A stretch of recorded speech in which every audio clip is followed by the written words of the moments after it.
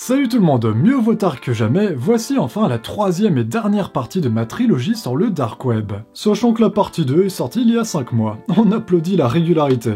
Ouais, enfin il y a eu 2 grosses vidéos bonus entre temps, dont une qui a fait 2 fois plus de vues que la partie 2 d'ailleurs. Avant toute chose, je vous invite, si ce n'est pas encore le cas, à visionner les vidéos de cette série dans l'ordre, au risque sinon de ne rien comprendre. Autrement dit de regarder en premier lieu ma vidéo sur le Deep Web, puis ma vidéo sur le Dark Web, ainsi que la deuxième partie, et j'ai également sorti 2 vidéos bonus relatant chacune une histoire assez folle liée au Dark Web. L'une concerne Russell Bricht et son célèbre crypto-marché Silk Road, et l'autre relate une histoire beaucoup plus récente mais tout aussi dingue, l'infiltration d'une police très spéciale dans le plus gros site pédopornographique jamais créé. Ces 2 histoires remplies de détails vous ont d'ailleurs beaucoup plu, notamment la narration d'après ce que j'ai pu lire des commentaires. Si vous souhaitez connaître ces 2 affaires pleines de rebondissements et soulevant de nombreuses questions éthiques, n'hésitez pas à également les visionner. Elles font office de partie 2.5 on va dire, entre la partie 2 et la 3. Nous avons donc vu dans les 2 premières parties ainsi que dans les 2 vidéos bonus ce qu'on pourrait appeler les mauvais côtés du Dark Web, bien que ce jugement dépende de la morale et des mœurs de chacun. Pour la consommation de drogue, ok, mais je pense que pour les pédophiles, tout le monde a le même avis. Bah non justement, toi t'as pas lu les commentaires en dessous de la vidéo sur la force spéciale Argos. Comme convenu, cette troisième partie sera axée sur les bons côtés du Dark Web, qui sont malheureusement très peu mis en avant par les médias. On va parler des activistes, de la liberté d'expression, de la liberté d'information, des lanceurs d'alerte, de la dissidence politique et sociale et de la surveillance de masse. Autrement dit, que des sujets assez lourds et complexes que je me suis forcé de synthétiser au maximum, quitte à faire quelques raccourcis, donc désolé par avance pour les puristes. Allez, c'est parti! Le Dark Web abrite des centaines de communautés différentes. Des réseaux pédophiles, des consommateurs de drogue, des sectes, des hackers black hats, des groupes extrémistes, des amateurs de torture, etc. Mais le Dark Web, ce n'est pas que ça, loin de là. On peut également y trouver d'autres communautés, allant des forums de fandom fury, autrement dit des personnes qui aiment se déguiser en animaux à fourrure, à des forums très sélects rassemblant des hackers white hats passionnés, mais aussi des blogs d'actualité indépendants à l'abri de la censure, des plateformes destinées aux lanceurs d'alerte, des forums pour les personnes obligées de se cacher du fait de leur idéologie ou orientation sexuelle condamnée dans leur pays, des chats peer-to-peer rassemblant des journalistes d'investigation, des image boards, autrement dit des forums qui reposent principalement sur le partage d'images à l'instar de 4chan, ou encore des hackers grey hats, dont certains se trouvent être des activistes. Dans la partie 2, après ma petite explication sur ce qu'était réellement le hacking, nous avions vu que les hackers étaient classés en plusieurs catégories en fonction de leurs objectifs et de la légalité de leurs actes. Autrement dit les black hats, les white hats et les grey hats. J'ai déjà expliqué en détail ces 3 catégories, mais je me permets de revenir brièvement sur celle des grey hats. Dans cette catégorie se trouvent ce qu'on appelle les activistes, des hackers qui transgressent des lois afin de défendre une cause qu'ils jugent noble. Dans leur noble lutte et dans une démarche militante, ils n'hésitent pas à attaquer des sites web, des organisations, des entreprises ou encore des plateformes gouvernementales. Par exemple, un hacker grey hats qui s'infiltre illégalement dans la base de données d'un site pédopornographique pour ensuite le compromettre est plus ou moins considéré comme un activiste. J'avais d'ailleurs parlé dans la partie 2 du Chaos Computer Club, l'une des organisations de hackers les plus influentes en Europe, qui avait réussi en 1984 à pénétrer une banque allemande et à détourner 134 000 Deutschmark sur son compte bancaire, pour ensuite les rendre le lendemain. Le but de l'opération était d'avertir la banque des dangers qu'elle faisait courir à ses clients en les protégeant si mal, ce qui a eu le mérite de la faire s'empresser de corriger ses failles de sécurité. L'origine des activistes remonte au début des années 90 avec les premiers cypherpunks et crypto-anarchistes. Les cypherpunks sont apparus aux prémices d'Internet et leur collectif s'est formé dans un premier temps à San Francisco, puis s'est graduellement développé dans le monde entier via sa mailing list créée par Eric Huge, l'un des membres fondateurs. Leur objectif principal était d'assurer le respect de la vie privée par l'utilisation proactive de la cryptographie. À son apogée, ce collectif comprenait des sommités du monde du hack, comme Timothy May, l'ancien scientifique en chef d'Intel, ou encore Julian Assange, le fondateur de Wikileaks, dont on parlera plus tard. Au début des années 90, Timothy May fut d'ailleurs le créateur du tout premier Darknet non voulu par un gouvernement, qu'il nomma le Blacknet. La mission des cypherpunks, telle qu'elle est énoncée dans leur manifeste de 1993 par Eric Huge, était de protéger la vie privée des individus de façon à permettre une société ouverte dans une ère électronique. Les cypherpunks cherchaient à utiliser la cryptographie non seulement pour éviter l'espionnage de leur communication numérique, mais également pour construire des systèmes qui échapperaient à tout contrôle étatique. Selon eux, le net permettra de rendre un jour les frontières obsolètes, et les avancées technologiques liées à la cryptographie feront des lois et des contrôles gouvernementaux des choses du passé. L'objectif était de préserver la nature anarchique d'Internet et de restaurer la liberté individuelle. Si les cypherpunks étaient les pères fondateurs du mouvement, les crypto-anarchistes en sont les petits soldats, poursuivant leur travail sur le net, mais aussi en dehors, dans le but de défendre la vie privée et l'anonymat. Ils sont unis autour d'une idéologie anti-gouvernementale et défendent la vie privée afin de miner les systèmes officiels et créer des alternatives. Pour échapper aux contraintes imposées par les gouvernements, leur ennemi public numéro 1, les crypto-anarchistes développent petit à petit de nouveaux outils de communication et d'échange pour les intéressés, et à terme, ils l'espèrent, pour le grand public. Les crypto-marchés noirs jouent également un grand rôle, car ils permettent d'échapper aux règles et aux contrôles gouvernementaux en proposant des biens et des services exempts de taxes. Cette vision d'un commerce en ligne mondial sans loi ni contrôle, grâce à des sites intraçables et des services en ligne sécurisés, se rapproche de l'idéologie libertarien, la même que Ross Ulbricht, le fondateur de Silk Road, et peut en rebuter bon nombre. Pourtant, le Bitcoin, qui connaît aujourd'hui un franc succès auprès du grand public, est intimement lié à l'idéologie des crypto-anarchistes. Susan Tarkowski Tempelhof, partageant leur vision, a par exemple fondé en 2014 la BitNation, une nation virtuelle décentralisée fondée sur le principe des blockchains, autrement dit des livres de compte numériques anonymes et infalsifiables, qui permettent le fonctionnement de nombreuses crypto-monnaies, dont le Bitcoin. En 2003, un nouveau collectif d'activistes se forme et prend rapidement de l'ampleur, au point d'être connu mondialement au bout de 3-4 ans d'activité. Ils se disent s'appeler Anonymous. L'époque où tes amis Facebook changeaient leurs photos de profil en Anonymous pour paraître stylés. Enfin du moins, c'est ce qu'ils pensaient. Ah ouais, toi avec ton chapeau, ça fait encore plus Guy Fawkes pour le coup. Heureusement qu'ils sont pas apparus en 2018, car un masque avec comme seule version une tête d'homme blanc aurait direct été taxé de sexiste et raciste de nos jours. Ce mystérieux collectif de hackers, se présentant comme défenseur de la liberté d'expression, est une figure ambivalente du dark web.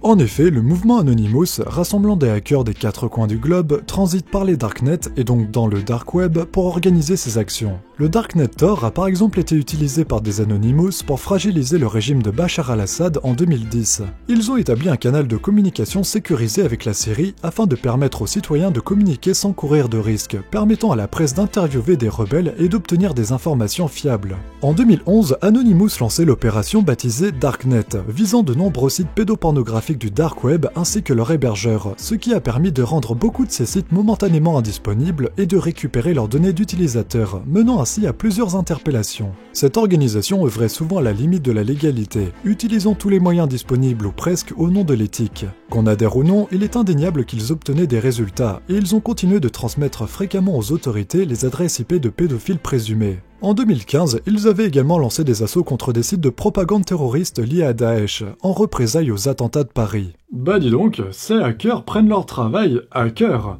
Oui, surtout quand c'est pour défendre la liberté d'expression et d'information, ce qui est en adéquation avec le Darknet Tor justement. The Onion Router, plus communément appelé Tor, est le darknet le plus utilisé avec ses 2 millions d'utilisateurs quotidiens, loin devant les darknets Freenet, I2P, GNUnet ou encore RetroShare. Il fut à l'origine conçu par l'armée américaine dans les années 90 pour permettre aux militaires américains de communiquer de manière anonyme et confidentielle au début des années 2000. En 2004, Tor est publié sous licence libre et est alors repris par l'ONG Electronic Frontier Foundation, une organisation internationale défendant la liberté d'expression sur Internet. Celle-ci attribue alors une aide financière pour poursuivre son développement et en 2006 se crée une organisation indépendante à but non lucratif nommée The Tor Project, dédiée au maintien de Tor. À partir de là, Tor fut géré et conçu comme un outil au service de la liberté d'expression et de la lutte contre la surveillance et la censure des puissants, que ce soit pour les dissidents, les lanceurs d'alerte, les journalistes, etc. Bref, le dark web est ainsi devenu un véritable bastion pour la liberté d'expression et d'information, malgré tout le mal que les médias puissent en dire.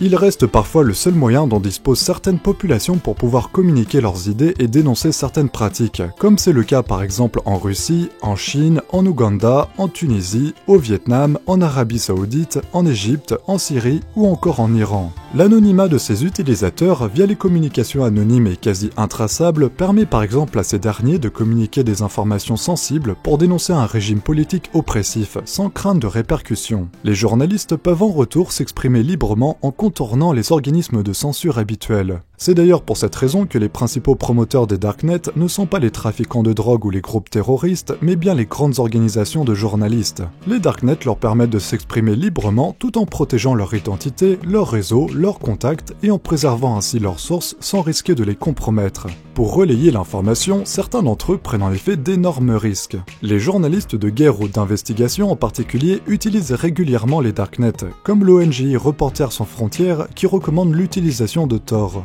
En novembre 2012, cette organisation internationale a d'ailleurs créé le site web We Fight Censorship, sur lequel elle a mis à disposition un kit de survie numérique, rassemblant des ressources et des programmes sûrs pour sécuriser sa connexion, son adresse mail et ses envois sensibles. Reporters sans frontières forme également des journalistes dans les pays particulièrement surveillés. On pourrait également parler de l'association Center for Investigative Journalism qui a publié le manuel en ligne Information Security for Journalists, qu'elle décrit comme un guide pour protéger sa vie privée, ses sources et son travail en toute sécurité dans un environnement numérique. Un manuel qu'elle juge particulièrement pertinent pour les journalistes d'investigation. On peut lire sur sa page de présentation, le manuel vous montrera comment écrire en toute sécurité, comment penser à la sécurité et comment recevoir, stocker et envoyer en toute sécurité des informations qu'un gouvernement ou une puissante société souhaiterait que vous ne connaissiez pas, que vous n'ayez pas ou ne partagiez pas. Pour assurer votre confidentialité et la sécurité de vos sources, Information Security for Journalists vous aidera à rendre vos communications indéchiffrables, introuvables et anonymes. Dans un monde où toutes les données sont hautement surveillées, il est très important de préserver un moyen de communication anonyme approprié, permettant entre autres de divulguer des informations sans crainte de représailles. En d'autres termes, la censure doit toujours pouvoir être contournée, que ce soit pour les dissidents politiques, les journalistes, les ONG ou encore les lanceurs d'alerte. Tiens, parlons justement des lanceurs d'alerte qui divulguent leurs informations grâce au Darknet. Sans le Dark Web par exemple, les révélations de Wikileaks n'auraient pas pu être relayées, les Panama Papers n'auraient jamais pu être partagés et Edward Snowden n'aurait pas pu transmettre des documents de la NSA classés top secret. Faisons une petite chronologie des principaux événements qu'il y a pu y avoir au cours des 50 dernières années concernant les lanceurs d'alerte. 1971, le New York Times révèle les Pentagon Papers grâce à Daniel Ellsberg, ce qui renforce les contestations à l'encontre de la guerre du Vietnam. 1972, le Washington Post révèle le scandale du Watergate grâce à William Markfelt, ce qui aboutit à la démission du président des États-Unis, Richard Nixon, ainsi qu'une peine de prison pour le chef du cabinet de la Maison-Blanche et pour un conseiller du président. 1996, le site américain Cryptome est fondé par John Young et Deborah Natios pour recueillir anonymement des documents sensibles et les divulguer. 2002, William Binet, ayant travaillé à la NSA pendant plus de 30 ans, dénonce sa politique de collecte de données massive et prétend que la NSA viole délibérément la Constitution des États-Unis. 2006, la plateforme Wikileaks est fondée par le cypherpunk Julian Assange, reprenant le même concept que le site Cryptome. Wikileaks permet de diffuser de nombreuses alertes sous forme d'informations confidentielles qui lui sont confiées par des lanceurs d'alerte anonymes. Le site affirmera d'ailleurs plus tard en novembre 2010 « Les principes généraux sur lesquels notre travail s'appuie sont la protection de la liberté d'expression et de sa diffusion par les médias, l'amélioration de notre histoire commune et le droit de chaque personne de créer l'histoire. Nous dérivons ces principes de la Déclaration universelle des droits de l'homme. » 2008, Wikileaks publie plusieurs centaines de documents internes de la plus grande banque suisse, Julius Baer, montrant l'ampleur et la sophistication de son système d'évasion fiscale et de blanchiment d'argent par des clients extrêmement riches, dont certains exerçant dans la politique. 2009, Wikileaks publie des documents montrant que les dirigeants de la banque islandaise Kaupthing ont abusé des crédits à des fins personnelles, juste avant la faillite causée par la crise financière. Début 2010, Chelsea Elizabeth Manning transmet à Wikileaks 92 000 documents militaires classés secret défense sur la guerre en Afghanistan. Wikileaks publie notamment une vidéo intitulée Collateral Murder, montrant une attaque menée en 2007 par des hélicoptères Apache dans les environnements de Bagdad, causant 18 morts, dont 2 reporters. Cette vidéo fait rapidement le tour du monde. Cela vaut à Chelsea Manning d'être arrêté le 20 mai 2010 et d'être condamné le 21 août 2013 à 35 ans de prison. Par chance, le 17 janvier 2017, le président Obama décide de la libérer avant le terme de sa condamnation initiale. Fin 2010, les organismes bancaires américains tels que Mastercard, PayPal ou encore Bank of America font barrage à Wikileaks en empêchant les transactions de dons qui lui sont destinées et en suspendant ses comptes. Apple, de son côté, retire de son Apple Store une application permettant de se connecter à Wikileaks. Juin 2012, devant la menace d'une extradition aux États-Unis, où il fait l'objet de poursuites judiciaires, le fondateur et rédacteur en chef de Wikileaks, Julian Assange, se réfugie au sein de l'ambassade de l'Équateur à Londres, dans laquelle il se trouve encore actuellement. 2013, Edward Snowden, ancien employé de la CIA et consultant de la NSA, rend public par l'intermédiaire de plusieurs journaux comme The Guardian, le Washington Post ou encore le New York Times de nombreuses révélations sur les programmes de surveillance de masse de la NSA. Grâce au Darknet Tor, il a pu transmettre sans danger à différents journalistes plus de 20 000 documents révélant l'ampleur de la surveillance en ligne menée par les États-Unis. The Guardian fut le premier à en faire un article le 6 juin 2013, qu'il intitula « La NSA collecte chaque jour les relevés téléphoniques de millions de clients de Verizon ». Il révélait notamment un jugement secret de la cour qui concernait Verizon, l'une des plus grosses entreprises de télécommunications américaines. Il est ordonné par la présente de fournir à la NSA sur une base quotidienne une copie électronique des éléments tangibles suivants. Tous les enregistrements des détails d'appels créés par Verizon pour les communications entre les États-Unis et l'étranger ou internes aux États-Unis, y compris les appels locaux. Le second article de The Guardian révélait le programme PRISM lancé en 2007 par le gouvernement américain, lui permettant d'accéder aux données de Microsoft, Yahoo, Google, Facebook, Skype, YouTube ou encore Apple. Lors de son lancement en 2007, il semblerait que seul Yahoo ait tenté de résister à ce programme, jugeant ce dernier illégal. Mais il perdit la bataille juridique secrète dans laquelle il s'était engagé et dut céder à la demande du gouvernement sous peine de recevoir chaque jour une amende de 250 000 $. Cette publication fit l'effet d'une bombe. Elle montrait que les services américains se livraient à l'espionnage de masse de leurs concitoyens, ce que, au-delà des aspects moraux, la Constitution interdit formellement. Edward Snowden est à présent exilé à Moscou, en Russie, où il bénéficie d'un droit d'asile, car depuis le 22 juin 2013, il est inculpé par le gouvernement américain d'espionnage, de vol et d'utilisation illégale de biens gouvernementaux. 2014, l'armée américaine déclare Wikileaks ennemi d'État. Bien sûr, c'est une liste non exhaustive. Il y a eu des centaines de lanceurs d'alerte au cours des 50 dernières années, que ce soit pour l'écologie, la justice, la santé, le lobbyisme, et j'en passe. Mais le sujet de cette vidéo m'incite à ne citer que ceux qui sont liés de près ou de loin au mouvement présent sur le dark web. Bref, il permet donc aux lanceurs d'alerte de révéler les dérives des puissants et de dénoncer et limiter les abus. Dans les régimes autoritaires, il est également un outil au service de la dissidence. Et ce n'est pas pour raptoriser. Sans le dark web, les printemps arabes auraient par exemple pu avoir un tout autre visage. Ces révolutions étaient une vague de manifestations et de protestations qui ont abouti à des émeutes et des guerres civiles dans le monde arabe fin 2010. Ce qu'on sait moins, c'est que l'organisation des printemps arabes s'est faite en grande partie à travers le dark web. Les rebelles communiquaient via les messageries anonymes pour se fixer des points de rencontre, coordonner leurs activités et mettre en place diverses actions car les sites du web traditionnels comme Facebook étaient censurés par les États en place. Pour prendre un exemple plus précis, le 28 janvier 2011, le gouvernement égyptien a décidé de couper Internet à l'échelle de la nation. De nombreux activistes ont alors participé à la mise en place de lignes provisoires via les darknets, permettant à l'information de continuer à transiter. Autre exemple avec la Chine qui a mis en place un système pour contrôler l'information sur Internet et tuer dans l'œuf toute dissidence en censurant tous les propos opposés au régime politique en place et son idéologie.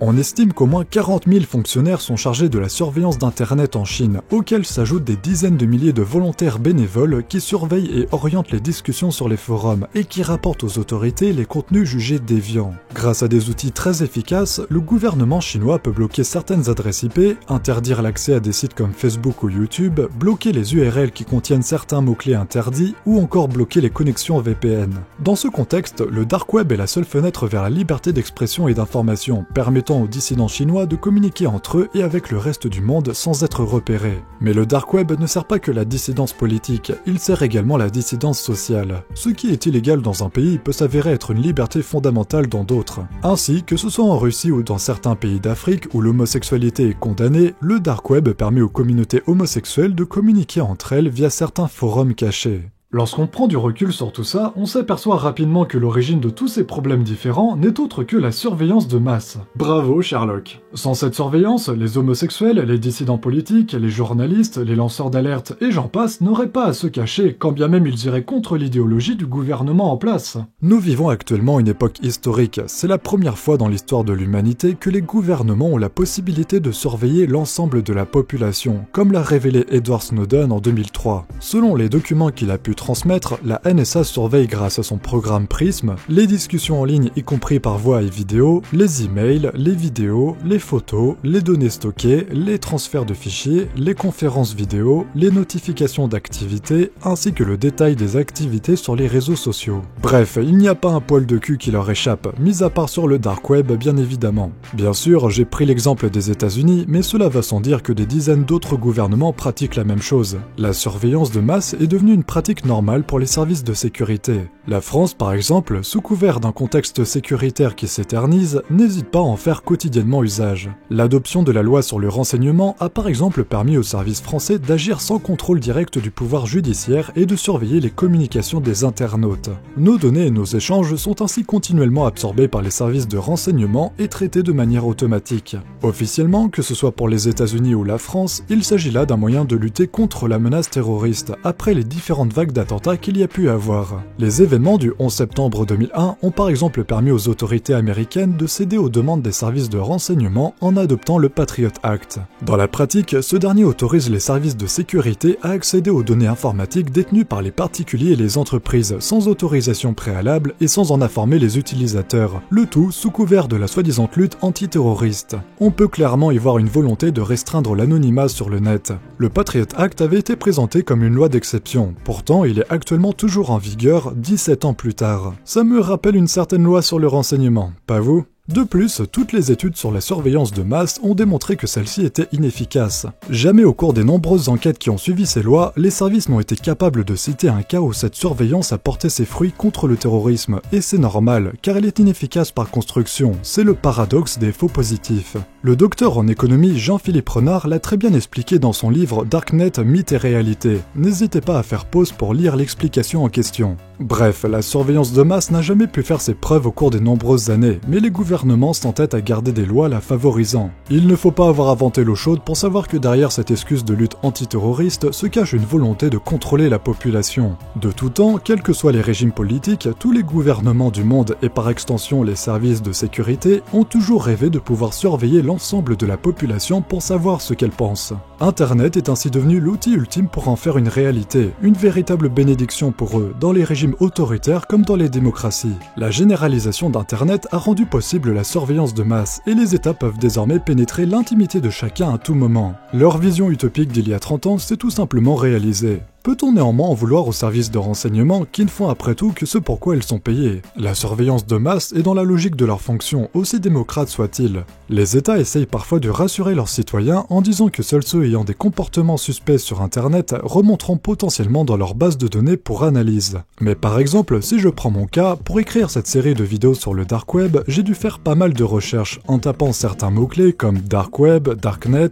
terrorisme, pédophilie, hacker, tueur à gages, blanchiment d'argent, etc. Sans parler de mes téléchargements de différents Darknet et VPN pour naviguer sur le Dark Web. Nul doute que ça m'a automatiquement rendu suspect et a alors accru la surveillance de mes activités sur Internet par des logiciels espions qui n'ont fait que répondre à un algorithme. Mes recherches, mes échanges et mes activités sur Internet ont alors été nettement plus suivies qu'une personne lambda, tout ça parce que je souhaite faire des vidéos documentaires. C'est la raison pour laquelle de plus en plus de personnes, qui n'ont pourtant rien d'illégal à cacher, choisissent d'utiliser des Darknet soit pour se rendre sur le Dark Web, soit pour naviguer incognito sur le web visible. Beaucoup de gouvernements ne tolèrent pas ça, et plusieurs de nos ministres l'ont d'ailleurs fait savoir au cours des 10 dernières années, leur argument phare étant que les Darknet étaient utilisés par les terroristes. C'est probable, oui, comme le sont les téléphones, les réseaux sociaux ou les emails. Les Darknet ne sont qu'un outil technologique parmi tant d'autres, et en tant que tels, ils peuvent être utilisés à bon comme à mauvais escient. L'argument qu'il faille interdire l'usage des Darknet car ils sont également utilisés par les terroristes reviendrait à dire qu'il faut arrêter l'usage des téléphones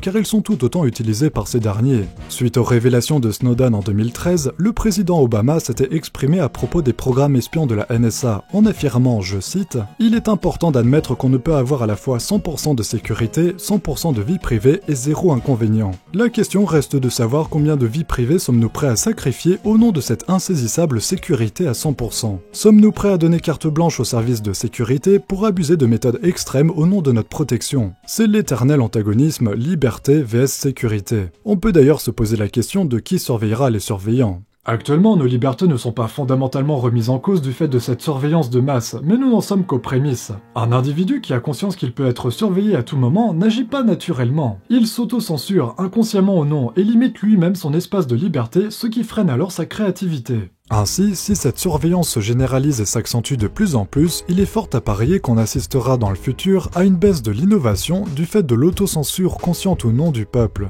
D'autant qu'Internet fera de plus en plus partie intégrante de nos vies au fil du temps, notamment avec les objets connectés de l'IoT dont on avait parlé dans ma vidéo sur le Deep Web. Certains objets comme les téléphones portables dans lesquels nous stockons toutes nos conversations, photos, rendez-vous, contacts, historiques de recherche, etc. sont devenus en quelque sorte une extension de nous-mêmes. Pourtant, ils peuvent être un livre ouvert pour les services de renseignement si vous baissez votre vigilance, sans parler qu'ils peuvent servir à vous géolocaliser à tout moment. Lorsque les frigos connectés apparaîtront dans toutes les maisons par exemple, les services de renseignement seront en mesure de décrire le régime alimentaire de chaque individu. Dans les années 30, le recensement français stipulait sur les fiches l'indication de la religion. Quelques années plus tard, les nazis ont tout simplement récupéré ces fiches pour retrouver tous les Français de confession juive. Personne n'avait imaginé en 1930 que recenser la religion pourrait représenter un danger mortel et qu'une simple information peut devenir un outil de mort dans les mains d'un autre gouvernement ou d'un gouvernement qui change. Qui sait ce que l'avenir nous réserve, et au vu de toutes les informations enregistrées sur nos personnes, cela se retournera peut-être un jour contre certains d'entre nous.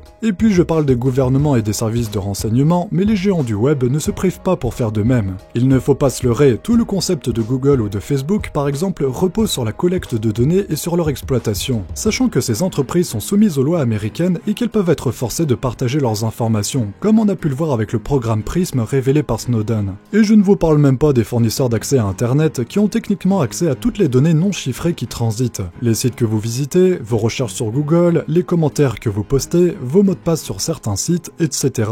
Le web est souvent relié à un idéalisme de liberté et d'expression, mais la surveillance qui s'y installe petit à petit nous conduit lentement vers une forme de dictature molle et insidieuse. Comme disait Vinton Gracer, le co-inventeur du protocole TCP/IP, considéré comme l'un des pères fondateurs d'Internet, la vie privée n'est peut-être finalement qu'une anomalie. Ainsi, cette surveillance qui s'accrue pourrait pousser de plus en plus d'internautes à utiliser des darknets sans pour autant aller sur le dark web, car rappelons-le, la plupart ont une double fonctionnalité. Certes, ils vous permettent d'accéder à des sites cachés du dark web avec des noms de domaine se terminant en .oignon par exemple, mais ils permettent également de naviguer sur le web visible de manière anonyme. Progressivement, les populations vont sûrement prendre conscience des risques liés à cette surveillance, en particulier avec l'arrivée des nouvelles générations plus sensibilisées sur le sujet. L'ironie par contre, c'est que ces nouvelles générations sont aussi les plus gros utilisateurs de réseaux sociaux comme Facebook. Certains le sont néanmoins par dépit, au risque sinon d'être oubliés ou de passer à côté d'événements comme des invitations de soirée ou les dates d'anniversaire. Après, il faut juste savoir faire la différence entre avoir une présence sociale sur le web et balancer les moindres faits et gestes de sa vie privée sur internet.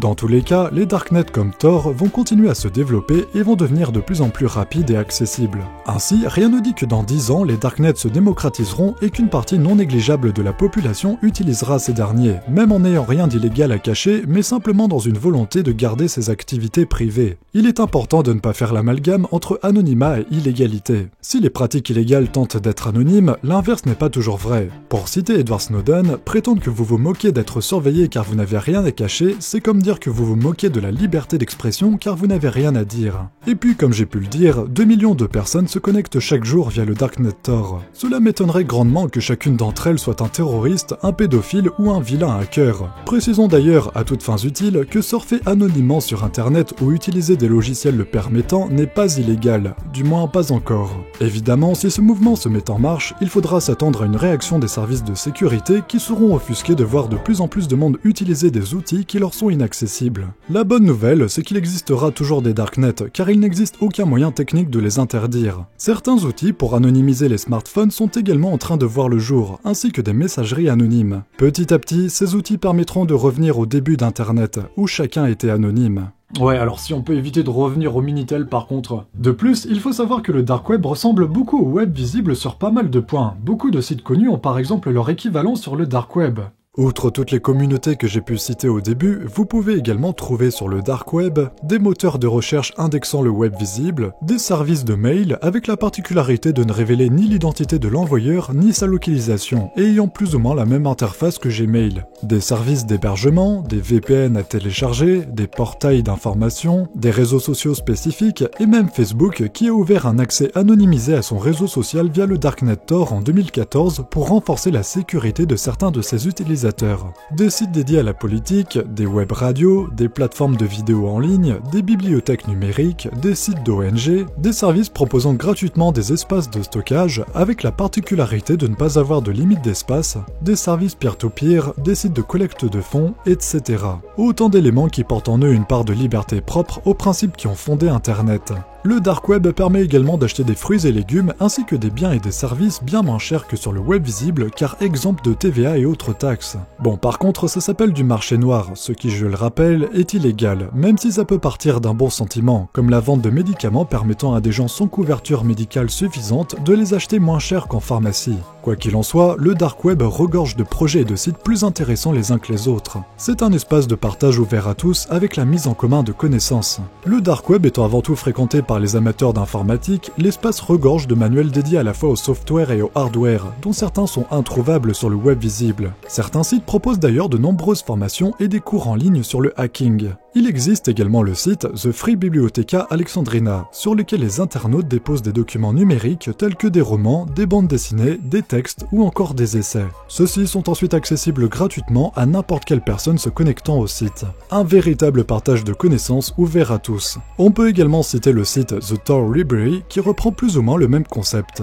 Le dark web est un véritable laboratoire d'idées et d'innovations, dont certaines feront sûrement partie de notre futur. Il n'y a qu'à constater l'exemple des crypto-monnaies utilisées au départ pendant des années sur le dark web et qui connaissent à présent un franc succès auprès du grand public. Depuis 3-4 ans, les sujets sur le dark web se multiplient et présentent à un public avide de sensationnel son côté illégal le plus obscur, alors que celui-ci est minoritaire. Dixit le mec qui a fait une vidéo sur les bons côtés et 4 sur les mauvais. Oui, qu'il a dédiabolisé un par un justement. Certains médias à l'affût du sensationnalisme lui ont taillé une sale réputation en ne mettant en avant que ses côtés sulfureux, au détriment des bénéfices apportés en termes de liberté d'expression. Pointé du doigt par la classe politique et par extension une partie de la population, le dark web est surtout incompris par le plus grand nombre, et la connotation négative des mots darknet et dark web n'arrange rien à cela. Loin des clichés médiatiques, ils sont avant tout un vecteur de démocratie, de liberté et de vie non dominée par les lobbies, un espace qui contribue sans conteste à l'avancement du corps social. C'est un refuge salutaire pour les journalistes d'investigation, les opposants politiques, les lanceurs d'alerte ou encore les communautés faisant l'objet de représailles. Bref, toutes les catégories de population ayant besoin de communiquer à l'abri de la surveillance, de la censure ou de la répression. Le dark web devrait être considéré comme une ressource et non une menace aux valeurs de la société civile. S'attaquer à lui revient tout bonnement à renforcer les dominants et à favoriser les abus de pouvoir. Le trafic d'armes, de stupéfiants, le blanchiment d'argent, la pédophilie, etc. ne sont pas des problèmes du dark web, mais des problèmes sociaux. Comme j'ai pu le dire, les darknets ne sont qu'un outil technologique, et ce sont ses utilisateurs qui choisissent d'en faire bon usage ou non. Comme un marteau, certains vont s'en servir pour construire des choses, tandis qu'une fraction voudra s'en servir pour faire du mal à autrui. Le dark web reste donc un espace libre qui n'est que le reflet numérique de nos sociétés et de leurs dérives. C'est une composante vitale de la démocratie mondiale et de la libre pensée, qui connaît néanmoins des usages peu reluisants, mais qui ne doivent pas occulter les enjeux plus fondamentaux. Paradoxalement, la liberté se nourrit d'anonymat, voire d'obscurité, qui eux-mêmes peuvent parfois être source d'insécurité, car l'anonymat attire inévitablement des personnes aux activités illégales qui souhaitent rester cachées. Le dark web n'est pas un ensemble rigide et homogène, c'est une terre d'improbabilité, diversifiée, active et pétillante, à la fois sombre et lumineuse. Internet a été créé à l'origine comme un espace de liberté qui a rapidement fait l'objet de restrictions, notamment au regard de la sécurité. C'est ainsi que le dark web est apparu, pour reprendre le concept initial d'Internet et sa philosophie d'origine.